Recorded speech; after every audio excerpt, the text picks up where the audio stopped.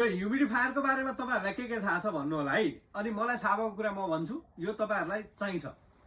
बच्चाहरूको लागि dry skin भयो, चिलायो, तपाईँहरूलाई चाहिँ जतिसुकै प्रब्लम हुन्छ, नाकहरू खुल्ला हुँदैन, रुमहरूमा सुत्दाखेरि चाहिँ कहिलेकाहीँ तपाईँहरूलाई चाहिँ टाउको दुखिरहेको जस्तो हुन्छ भन्दाखेरि त्यो भनेको चाहिँ के भने अहिले विन्टर सिजनमा चाहिँ हाम्रो जुन रुमको टेम्परेचर हुन्छ एकदम सुक्खा भइरहेको हुन्छ। त्यसले गर्दाखेरि चाहिँ यसले चाहिँ के गर्छ भने पानीको माध्यमबाट यो बाफ निस्किन्छ।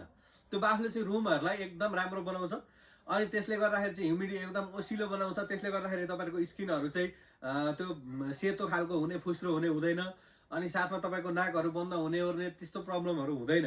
यो सानो सानो कुराहरूले गर्दाखेरि चाहिँ हाम्रो दैनिकहरू एकदम सजिलो हुन्छ। बालबच्चाहरूको लागि इलेक्ट्रोनिक्स डिभाइसहरू चलाउँदै हुनुहुन्छ भने जस्तै एसी, हिटर, फ्यानहरू, कोइलाहरू जति पनि चलाउनुहुन्छ त्यसको लागि चाहिँ यो एकदमै बेस्ट हुन्छ। तपाईँहरू चाहिँ यस्तो युज गर्नुहुन्छ भनेदेखि चाहिँ आजै तपाईँहरूले चाहिँ यो अर्डर गरिहाल्नु होला। ह्युमिडिफायर हाम्रोबाटै गर्नुपर्छ भन्ने छैन, तपाईँ जहाँबाट पनि गर्न सक्नुहुन्छ। यो ठुलो खालको लिनुहुन्छ भने हामी 2000 मा दिइरहेको छौँ।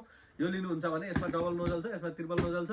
यो 1500, यो 2000। अर्डर गर्नको लागि नाम लोकेसन दिनु होला।